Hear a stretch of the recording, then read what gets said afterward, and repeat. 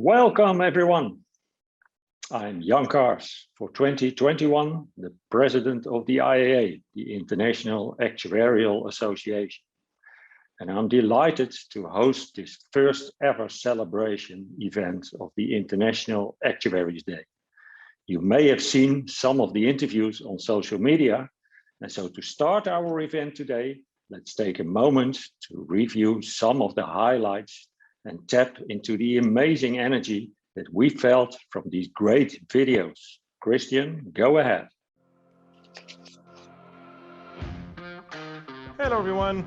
Some people have asked me recently why September 2nd is determined as the International Day of Actuaries. Well, this is the document in our IA archives from the very first Congress of Actuaries.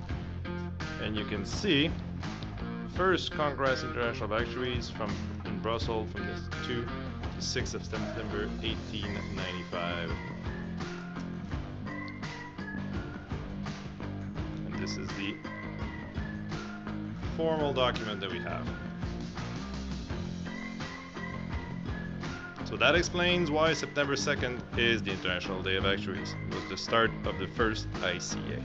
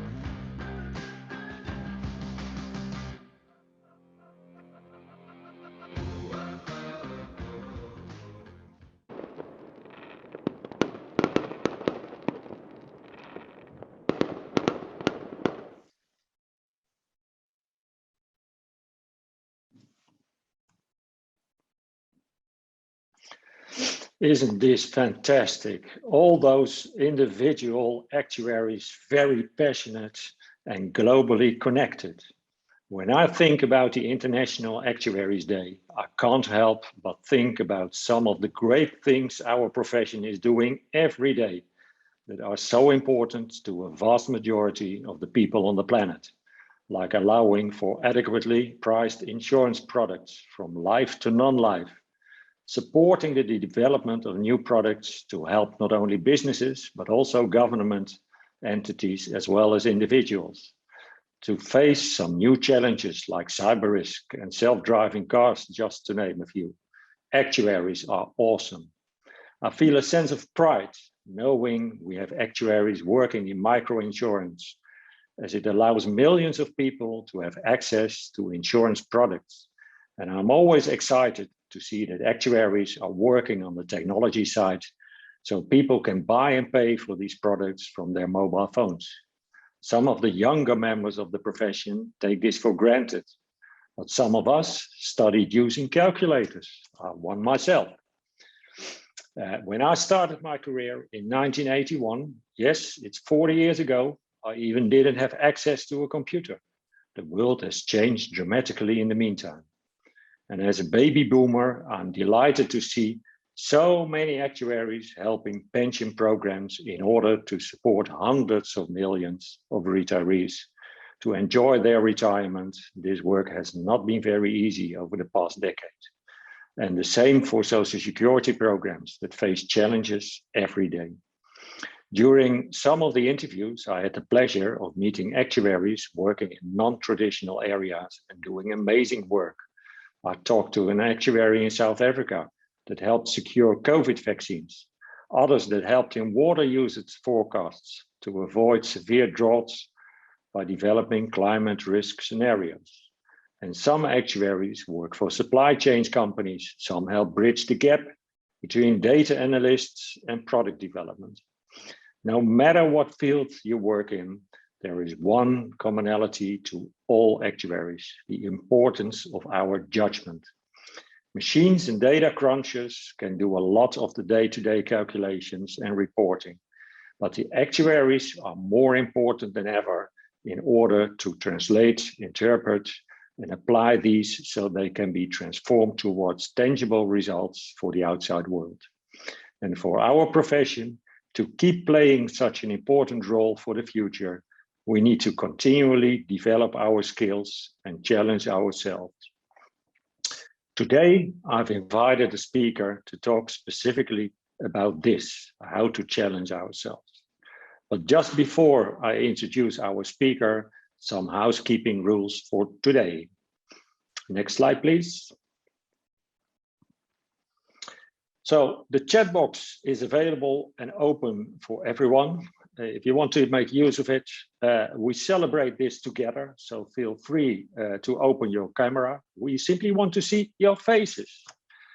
And if you have any questions, please save them for the Q&A period. At that moment, the unmute function will be enabled. And I want to know a bit more from you. So during the session today, we want to hear from you. It is an interactive session, and we will do so by using an online tool called Kahoot. It is very simple to use, and you can see the instructions on the screen now. You simply need to use another browser or another device, like a mobile phone. You can go to the link you are seeing on the screen and put in the code *code. And then follow the simple instructions. So please go ahead.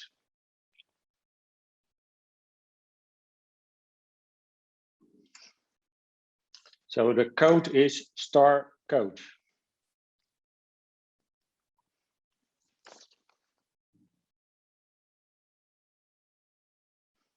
And the pin is 1711404.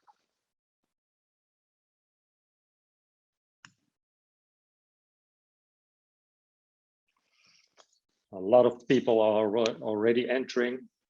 Great. And while you are all doing this, now let me say again how happy I am to be president of the IAA for this year, which organization plays the very important role of bringing people together, achieving great results by cooperation between associations and improving the profession. We learn so much from each other, like we also help showcase some of the great research done by individuals through our sections, our colloquia, and of course the international congresses of actuaries. Actuaries are really awesome. Okay, so now everyone should be logged in to Kahoot. So let's start by our first question, simply to try whether we are able to use the Kahoot tool. So from what country are you listening in today? Go ahead.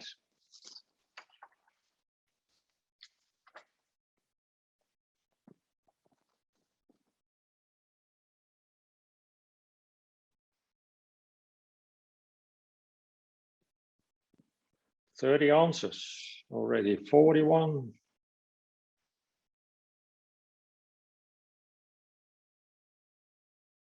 A lot of countries.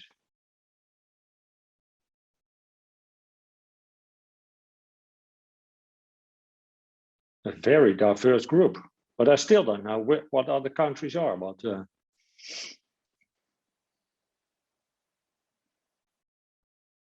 there he is. From Nepal to Finland, the EU, yeah, is there a country? But the Netherlands, Ireland, Canada, and most of them are from Canada. Colombia, probably that's a secretariat, but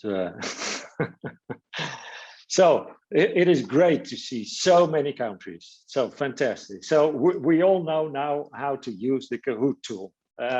Okay, so now that we know more about you, let me introduce our speaker, Caroline Grégoire. Caroline is a former actuary with over 20 years of experience and leadership positions in the insurance, reinsurance, actuarial, and risk management fields. Nowadays, she's an executive coach and mentor, empowering ambitious corporate leaders in the financial industry, and also a keynote speaker at congresses and occasions like this. And doing this in 4 different languages, besides French and English, also German and Swedish. How extraordinary is that? She knows all about the cultural differences and the power of communication to achieve better results.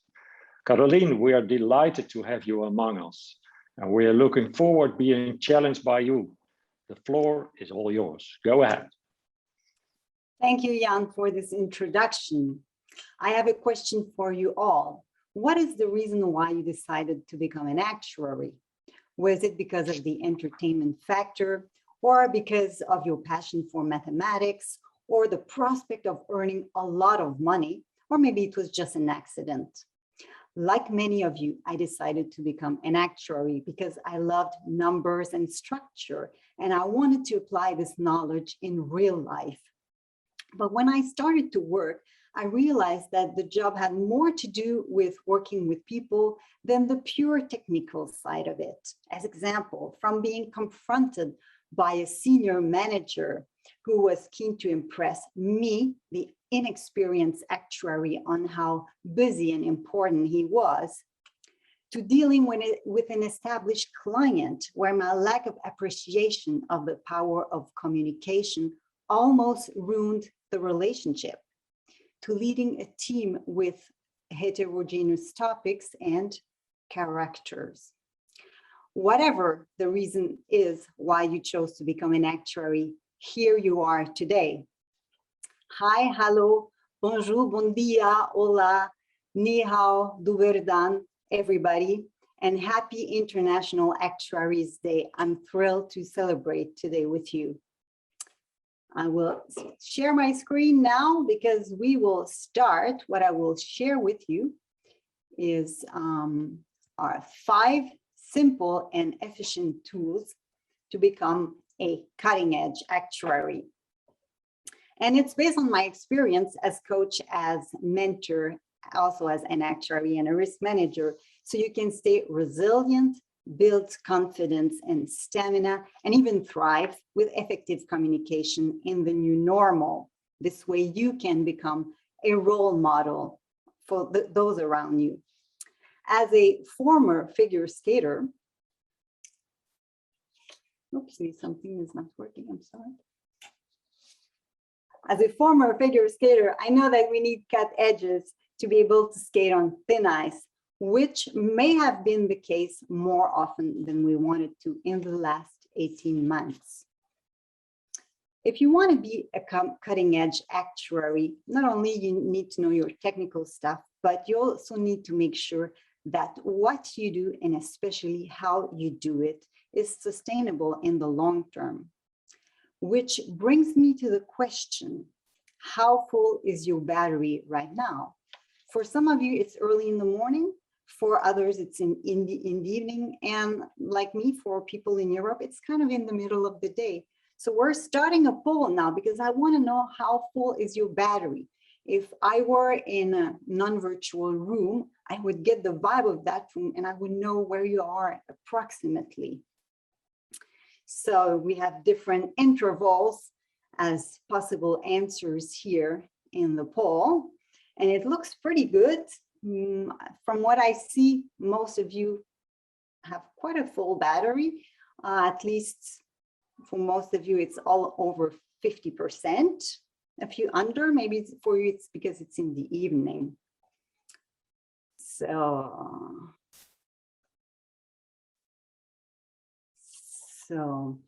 yes, this looks really, really good.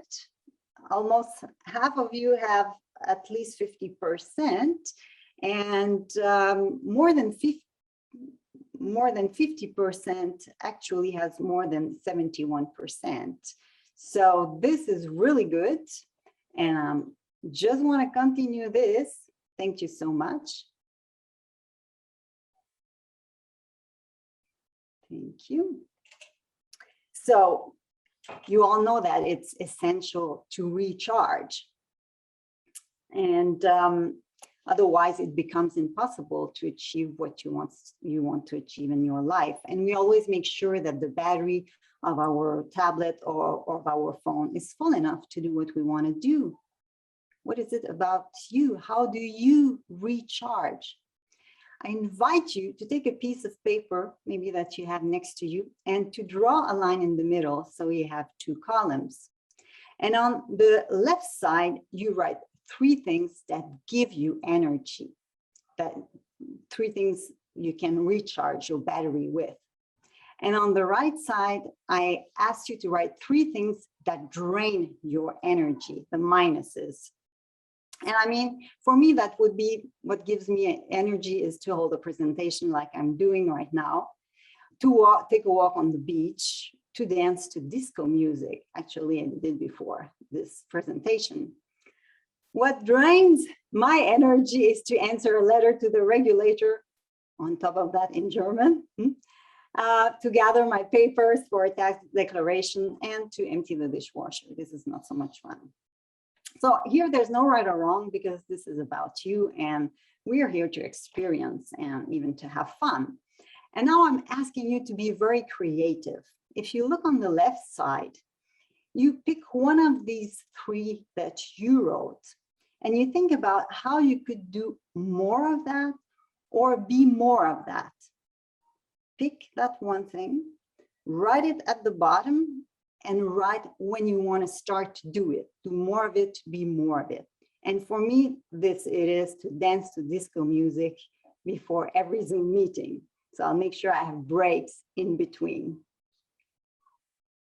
So if you go on the right side, pick one of these minuses and think about how you could do less or be less of that one thing that drains your energy. And write when you want to start with that. So I would think about delegating emptying the dishwasher with my partner, so he would do it on even days and I will do it on uneven days, and we will start from tonight. The challenge is that I need to allow him to do it his way.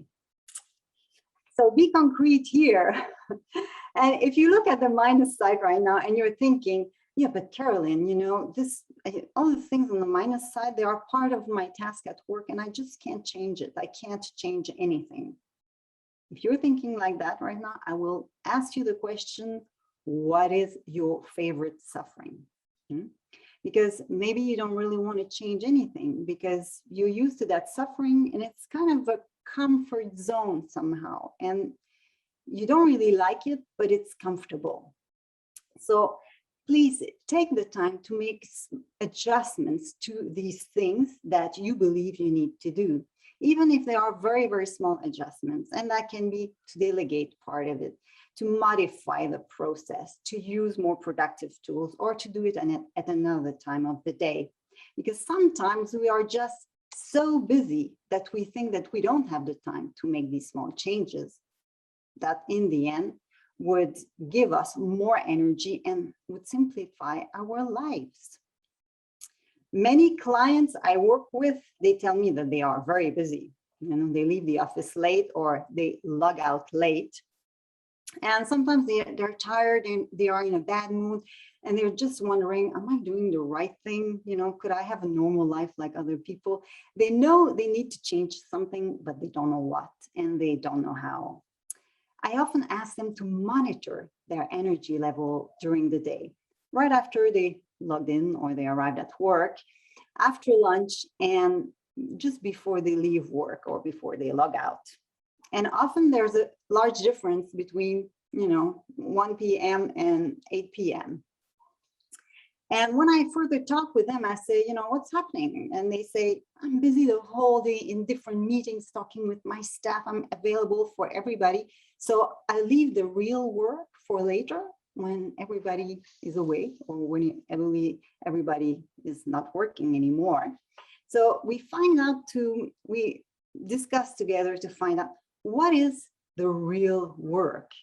And often it's kind of a list of to-dos that is being built up during the day. Oh, I will do this later. I will do this later.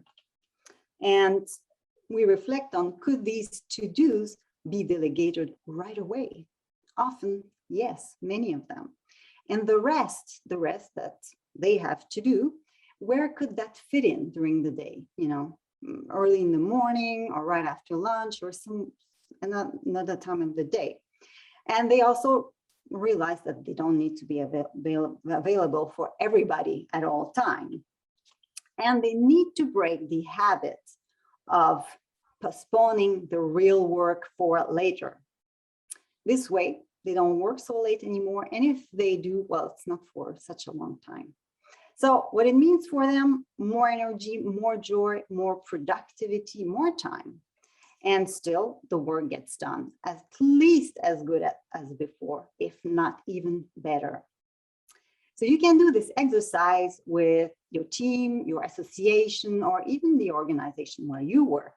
When I was head of operational risk and risk reporting at Hanover, I would ask my staff when we had staff meetings about their energy level, and I would not analyze, I would not judge, I would not ask questions or give advice. It was just an information and a safe space where they could share that. And it became part of our daily vocabulary. Once a guy just rushed into my office and said, my energy level dropped to 25%. I just had a call with the IT and I'm very frustrated. Maybe it sounds familiar. So tool number one is recharge, know how to do it, and just do it.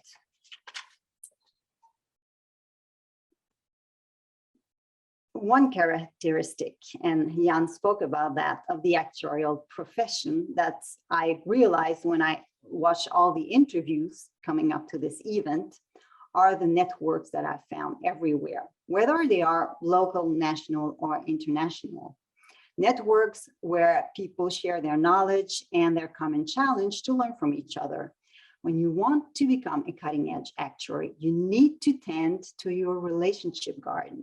It's often in times of crisis that we notice if this social net holds us or if it has holes in it. And now I'm curious, I invite you to go to Kahoo again and to answer this question. What value do you get from the networks you belong to?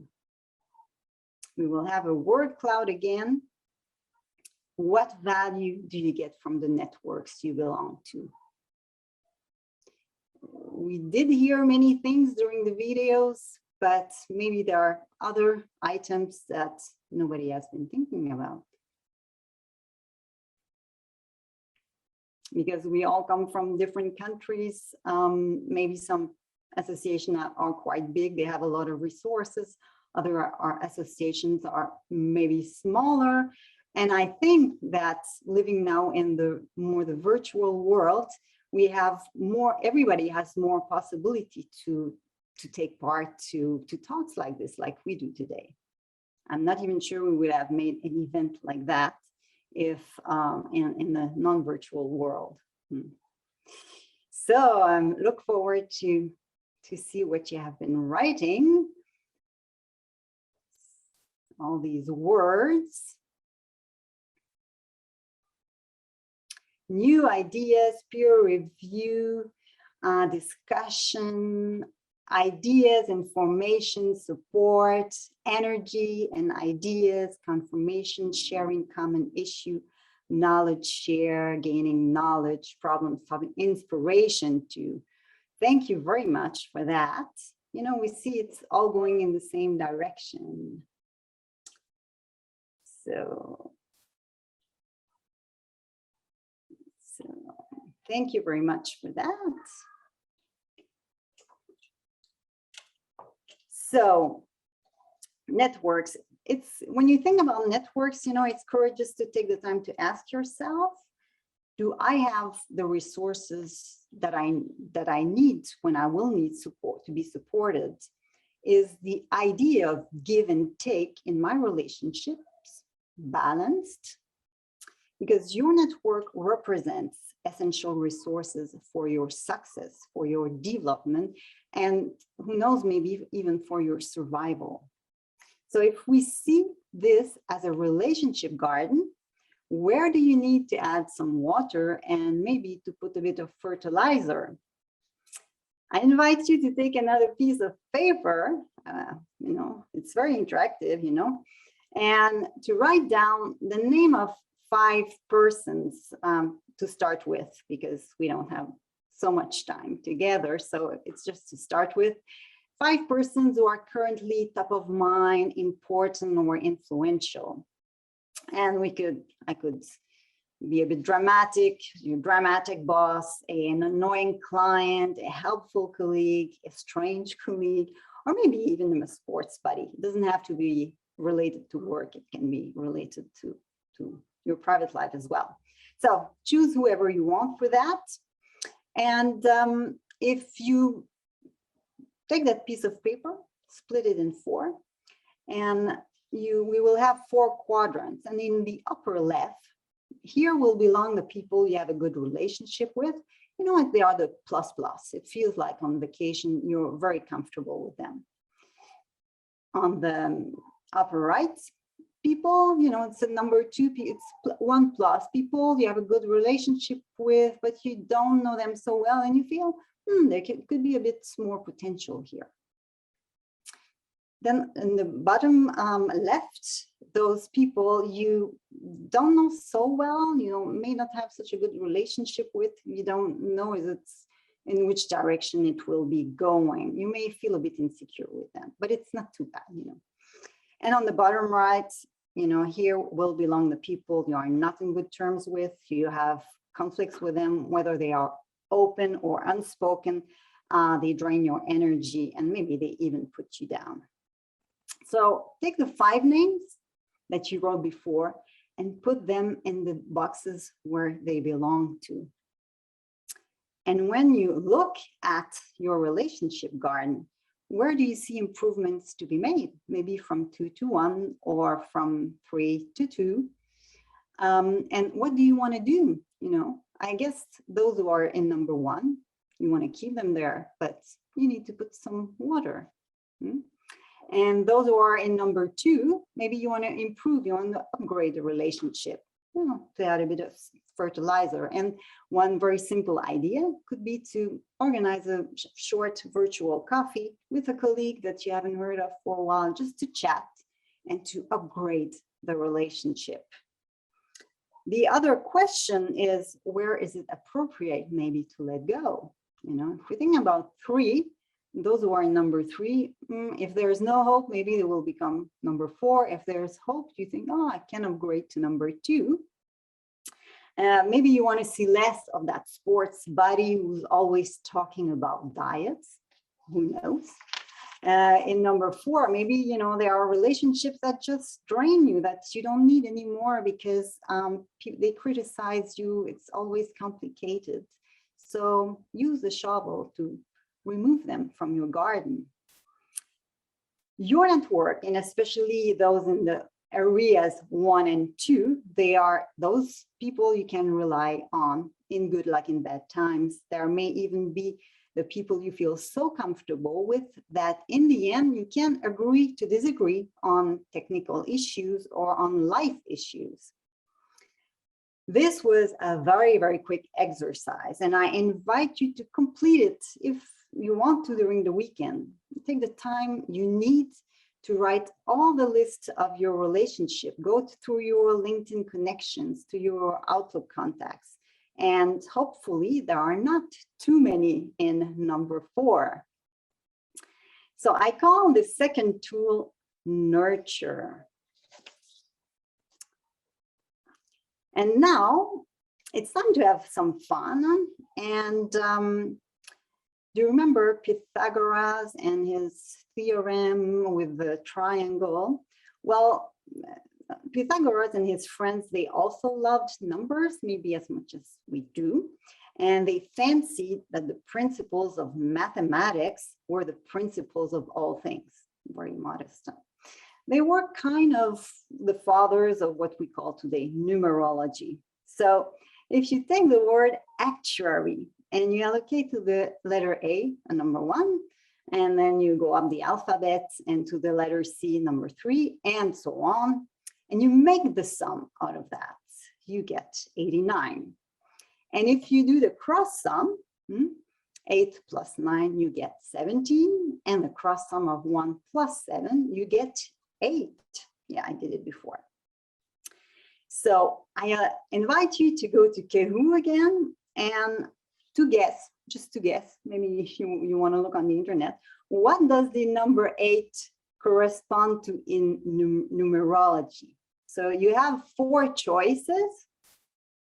The first one is an achiever who measures life by the goals it reaches. The other one is a true pioneer, eager to break ground on new endeavors. Number 3, a cooperative number that is always aiming to bring peace and balance. And number 4, a no-nonsense number with a heads-down approach to life and work.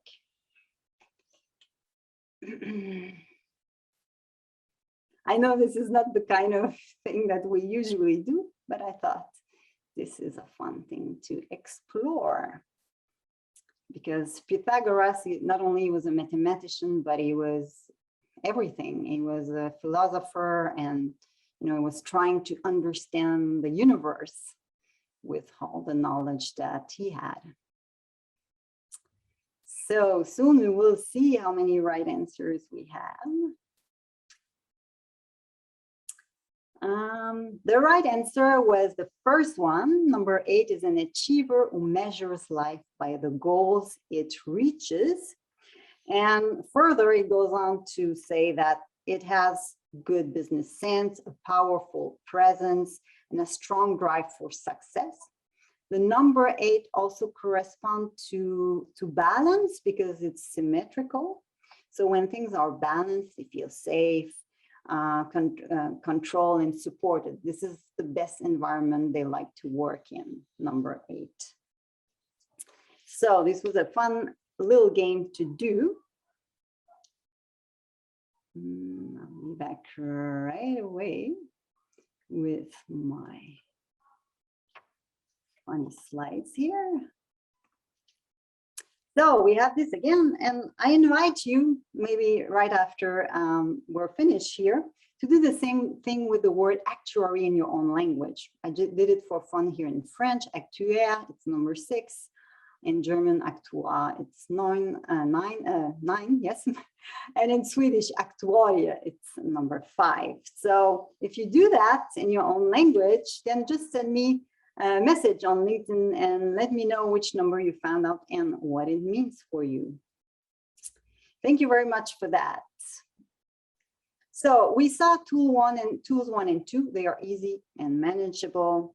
Recharge, nurture, but sometimes there may be something missing, because when things really go wrong, when you're kind of in a hamster wheel for many weeks and maybe months, or you're kind of in a gloomy microcosmos, what do you do then? I think it's the time then to use an anchor. It's when a boat drops the anchor, it's because it wants to rest, to stabilize. You know, even if the waters rock the boat very hard, the boat is safe. So, and I like to bring this parallel to our life, you know. What is your anchor that makes you feel safe and stable? We hear many people will say it's my partner, it's my family, and I think it's wonderful to have this safe space where you always know you can rely on these people, you feel good there. But what we have seen in the last 18 months is that these references, they can change quickly. And that's why I like the idea of having an inner anchor. What is inside of me then? And it can just be a code word like just do it. It can be a power pose with the hands up. It can be a high five that you give yourself in the mirror, even if in that second you don't feel like doing it. But in consciously using this anchor, you tell your brain to change the patterns. You stop the downward spiral. And very powerful is the combination of a word with a gesture or a posture, because we now know that 90% of the information travels from the body to the mind, and only 10% from the mind to the body. A perfect way to just start, if you don't know what, is to just feel stable with your feet on the ground. That's it. And I mean, the anchor doesn't solve all the problems automatically, but they bring you in a safer spot where you're more creative, maybe where it's easier for you to solve all these problems. And I invite you to take some time to think about what your inner anchor could be. And I have a story for you. I mentioned that I used to do figure skating. And when I was a figure skater, it was late in my career, I coached a group of young skaters. And one of them was Joanie Rochette. And if you're Canadian, you know who Joanie is. And this is the two of us. It's a rather bad picture taken in Norway when she was competing there. And what happened to her is that in 2010, she was going to represent Canada at the Olympic Games in Vancouver. She had good chances to win a medal. And 2 days before her competition, her parents flew to Vancouver to see her skate, and her mother had a heart attack and she passed. So they had to wake Joanie up at 6 o'clock in the morning, tell her the news. They brought her to the hospital so she could say her farewells. And I knew Joanie, I knew her mom, and I was like, what is she going to do? I was thinking that, and the whole world was thinking that. So she's driving back to the Olympic Village from the hospital, and the sports psychologist is sitting with her in the taxi, and he said, I'm really sorry for your loss, but you know who's waiting for you, all the journalists, everybody wants to know what you are going to do. And I need to ask you, what is your anchor right now? And she said, this is exactly what I was thinking about. And my anchor is stand tall, girl. This is what my mom would tell me. And I knew that her mother was her anchor, but at that moment she had to dig into her inner resources to find her inner anchor. So it made me, actually it made me cry when I heard the story the first time, because I realized that mine is close to hers. Mine is walk straight. Just walk straight, don't dramatize, don't overthink, don't even think, just walk straight.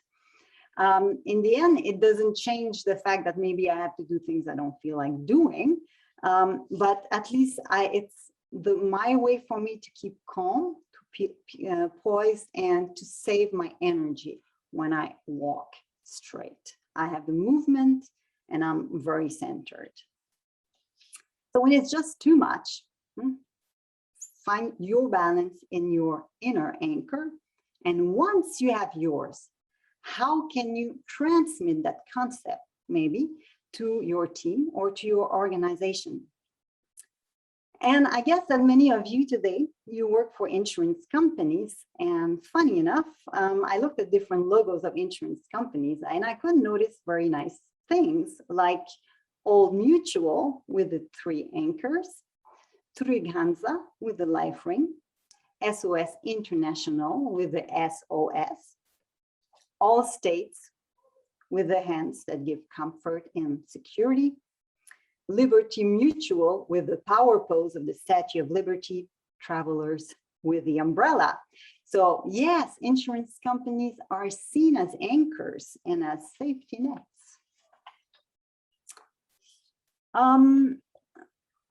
Another fun thing that I want to do now with you, and when I was working as an actuary, my father, he liked to describe what an actuary is for his friends.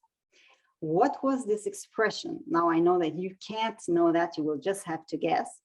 And that's why I invite you to go to Kahoot and to choose out of these 4 answers what this could be. Did he say that an actuary was a number cruncher, or a number skater, or a number poet, or a number acrobat? It's just a guess that you can take, because I don't think that anyone knows my dad.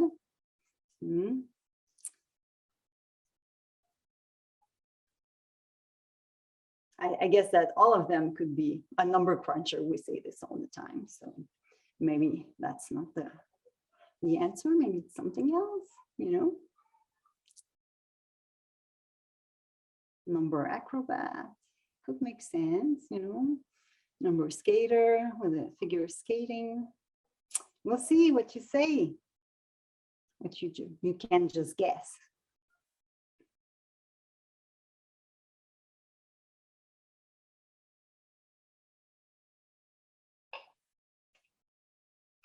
Uh, 3 seconds, 2, 1, and now number poets, number acrobats. 19 of you had thought it was a number acrobats. The right thing is number poets. And my dad, he would say that an actuary is a poet of numbers.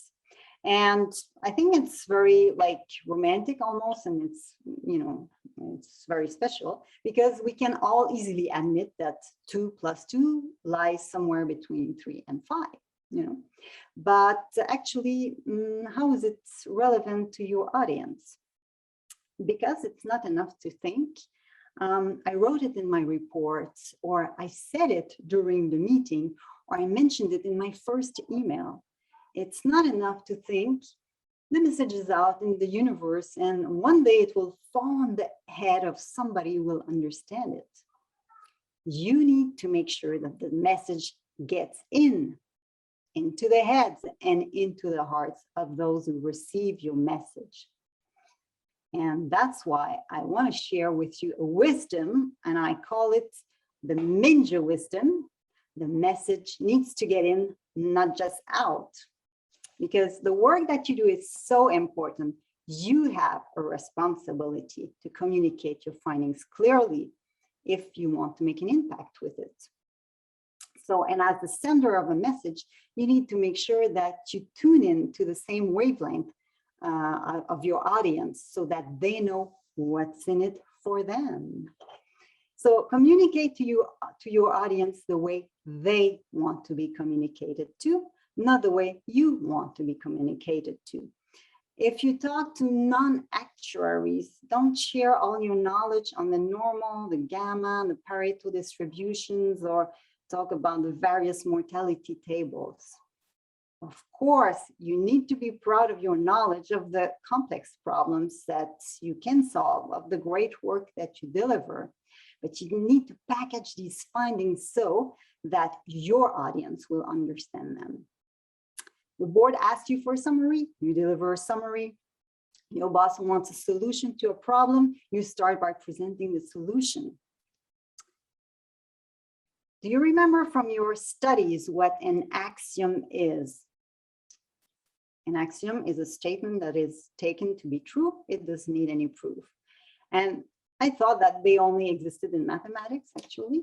But there was a communication theorist, Paul Václavic, who defined 5 communication axioms.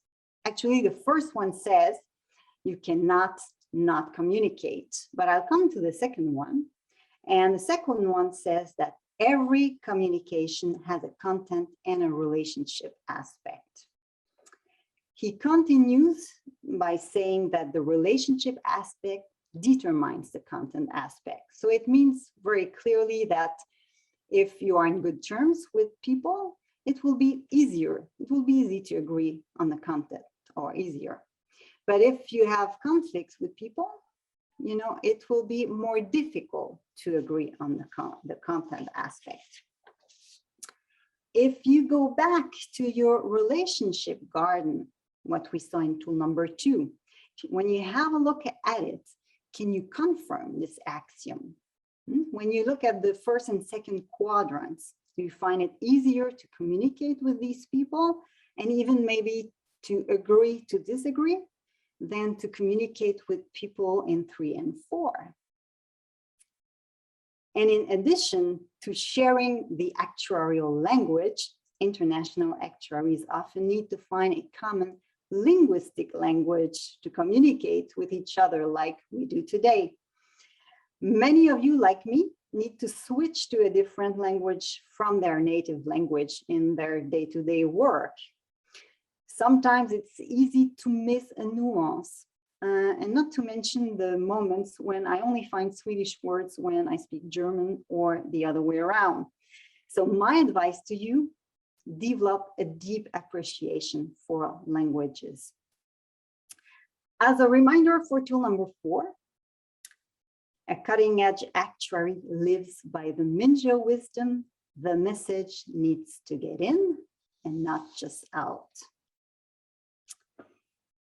When you want to achieve something, whether for yourself or your team, you know, usually the actions that you want to do, you know, you have a good idea, and if you're not sure, you will do some research, or you will maybe ask friends or colleagues.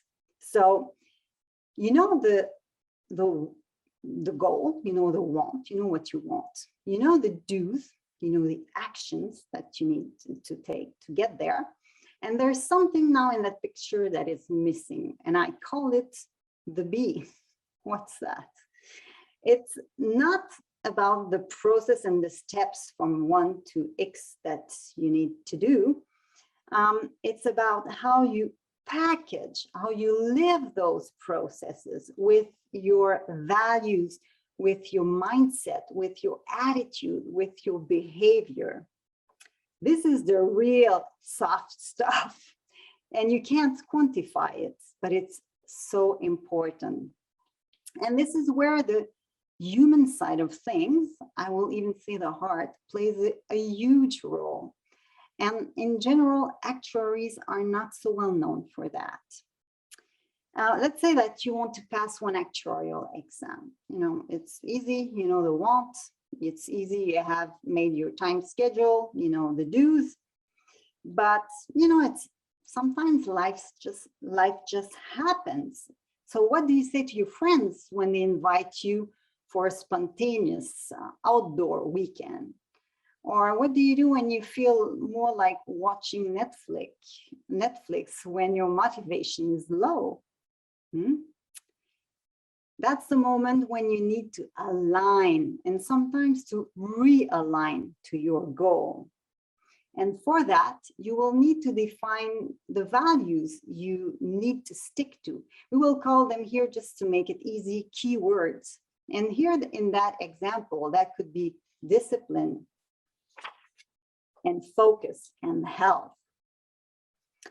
If we take another example, let's say that you and your team are strongly involved in IFRS 17 projects. So you know the want, you want to have the results ready on time. You know how to get there, you have the project plan, and everybody knows about it. But still, you will need to define these keywords that people can align so that they know how to work with the project plan. As an example, we could say cooperation, dedication, and quality. We could even add humor to make the project lighter. I always suggest that these keywords are agreed upon with your whole team, and so that everybody is on the same page. And it's a softer topic than a soft topic, I would say. Still, it's the thing that will make the difference, whether or not you achieve your goal and whether or not it's of good quality. Because you know it so well, when your team is not well aligned, you see conflicts, you see delays, inefficiencies, errors. I mean, if you look around in the whole world, we see a lot of that. So find these keywords that you'll always be able to rally your team and yourself around and align your actions and behaviors towards this goal. There are some words that are difficult for us to say, so I invite you to go to Kahoot and to choose which one of these words or expression is the most difficult for you to say, to use. Is it thank you? Is it sorry? Is it help? Or is it what's for dinner? If you're the one cooking, that you probably don't say this very often. If you're the one not cooking, that's rather easy to say, I think.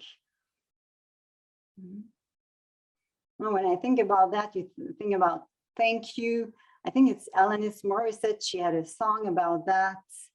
Sorry, it's Elton John who was singing sorry. Sorry seems to be the hardest word. Help, the Beatles sang something about help. So we can be even creative with all these words. What's for dinner? Was it a song about that? I'm not sure. So I'm really looking forward to see that.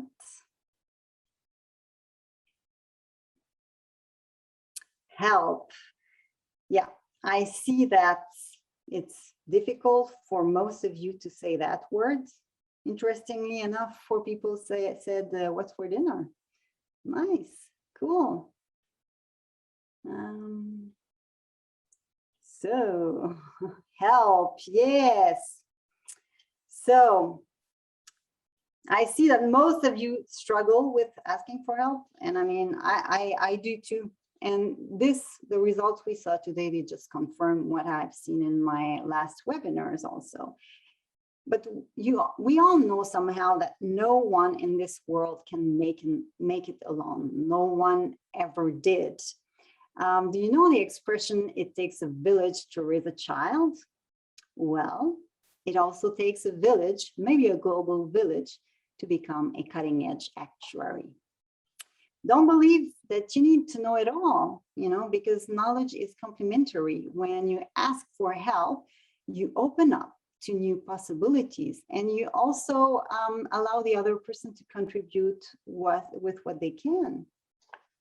So you may need help to maximize the 5 other tools. If you think about recharge, maybe you want to ask a colleague, could we share this one task next week because my energy level is quite low? If you think about nurture, any suggestions on how I could solve this conflict with the IT department? Anchor, what is your trick to stay so calm when hell breaks loose? Minjo, would you review my email to the legal counsel? Do you think she will understand what I wrote? And align, what do we want to define as our keywords? So when you add help in the mix, you see how all the other tools are interrelated. And I think that we're quite good at giving help. The most difficult is to ask for it. And what happens if they say no? Well, they just say no because they have the right to, and you just ask someone else.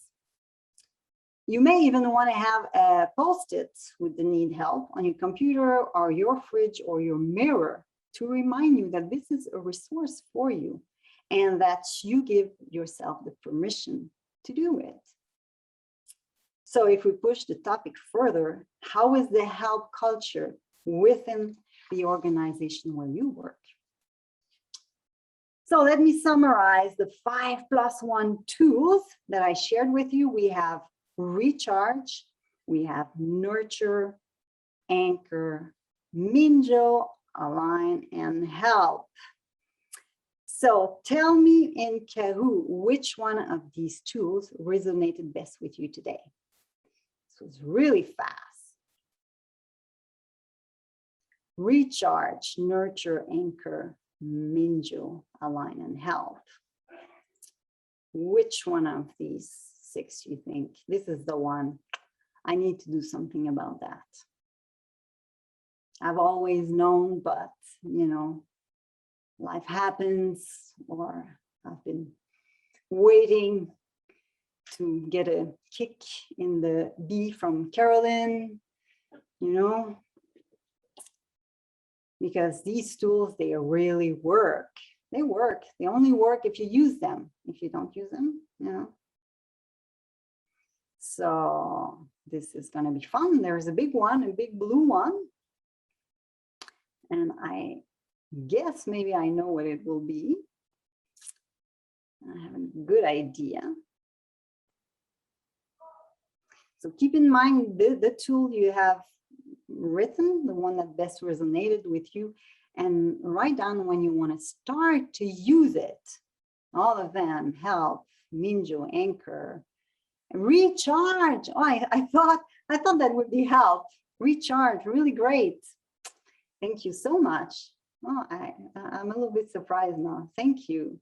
This is cool. So as I said, write down what it is that you want to do and when you want to start to do it, because it's about using that stuff. It's not theory. And if using that tool that you have written means for you that you need to build a new habit, you need to stick to that habit for the next 66 days, because research shows that it takes 66 days to get used to a new habit. So don't give up too soon. So these tools, they are based on my 20+ years of experience. So I know that they work, and I invite you to make your own experiment. If you have any question, if you want to discuss this, just get in touch. We're all proud today to celebrate the profession, its high standards, its ability to solve complex problems, its importance for society, its networks that are built everywhere. When on top of that, you consistently use the tools that I shared with you, wow, not only the sky is the limit. Cheers to you. And feel free to connect with me on LinkedIn. I'll be glad to schedule a virtual coffee with you to upgrade the relationship. All the best to you. Thank you very much for being here. And I'm glad to answer to your questions now.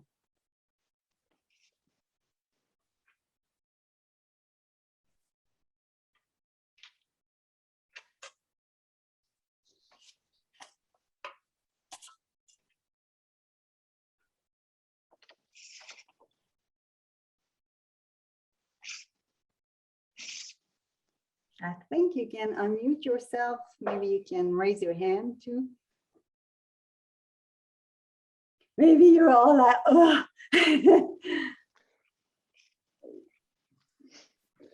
I guess, Caroline, it was all quite clear, but let's give them another moment to. Yes. Yeah, it was quite interesting that recharge, and as Tonya mentioned in the chat box as well, we all need to recharge from the last 18 months. Mm-hmm. So it is fantastic to see that we are here together as a profession. And those connections are so valuable. So, but it certainly is not comparable with simply face-to-face contact. Mm-hmm. And hopefully we will get back to that as soon as possible. So, has anyone a question? Yeah, Jan, there's a question in the chat. It's about if Kevin has any tips on recharging in a virtual world, because we're always in front of computers and always constantly engaged with screens. So what's your, is there one tip that you have in terms of virtually recharging? Build breaks in between meetings. I mean, if you work at a company where the culture is, from 1 to 2, you have a meeting, and through 2 to 3, try to change that culture and suggest to people we start a meeting always at 5 past and we finish 5:02, so that you have a 10-minute, break. You drink something, you get up, you stretch, you do something. This is one thing, because I know it's very difficult. And for me, when the lockdown started, I felt I was sitting all the time, and I was tired of sitting, I think more than looking in the camera. So I tried to, now I'm standing. So sometimes I stand, sometimes I try to change, not to be stuck in no movement. Mm-hmm. So the next question is still, and it's a very good one from Tanya. It's, do you have tips on recharging your team without sounding, insensitive? Because you have to be conscious of the different realities, and not just like, well, you don't have energy, too bad, show up and do your work anyways. Yeah. I think you may want to listen, or to ask more individually, what is it that they think they can do to recharge? Because at the end of the day, each individual is responsible for their own life. And you cannot say, I want you to do this, but I think everybody knows the best way how they can recharge. It's just that sometimes they don't do it out of habits, or life is difficult to, maybe with kids who are sick, parents who are sick. So I think in a very specific situation, try to get down to the individual level and ask the people, make them aware, what is it that you think you can do to recharge? Lovely, and we got some good questions, by the way, in the chat, guys. So don't hesitate to put more. Some people are asking about if you have advice on breaking bad habits that make it hard to attain goals of the company. First of all, be aware of these bad habits. Sometimes we always do the same things just out of habits. We feel we can't do it, but it's to change bit by bit. If I don't know, now I'll name something totally different, but I remember I used to like to have a coffee in the afternoon with something sweet. And I realized at one moment, I don't know, I felt more tired than anything else, but I liked it. I was kind of addicted to that. And instead of thinking, okay, from one day to the other, I stop. Okay, I'll just have this, continue to have it every second day. And then I will space the times when I have my coffee and my sweet. And then at one moment, I don't really need it anymore. So be conscious about, don't try to change everything in 1 second. Sometimes we're too impatient. Small changes bit by bit, and give yourself a good period of time too.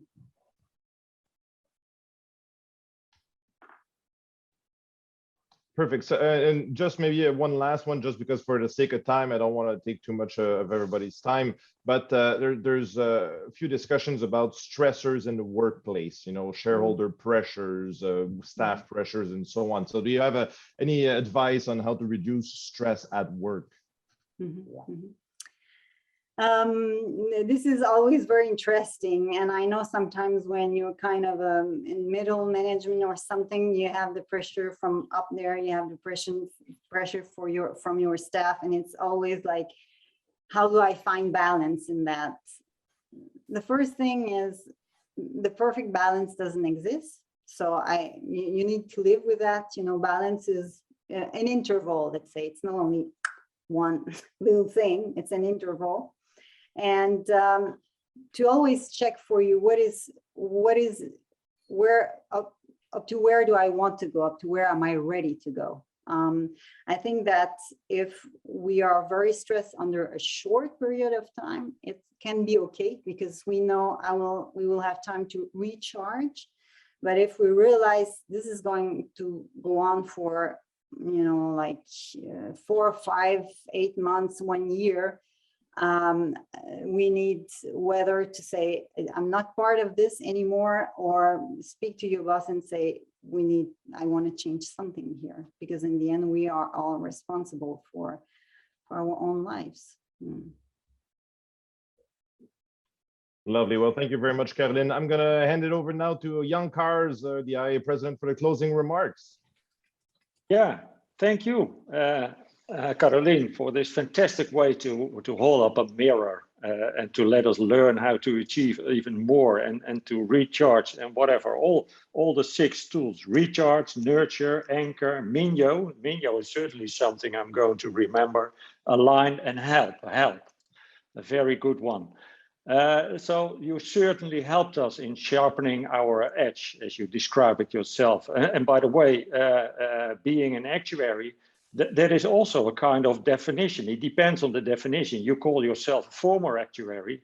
For us, you are simply one of us. So perhaps it's better to change that word in the description you use, the bio you use. So, thanks. All actuary. Yes.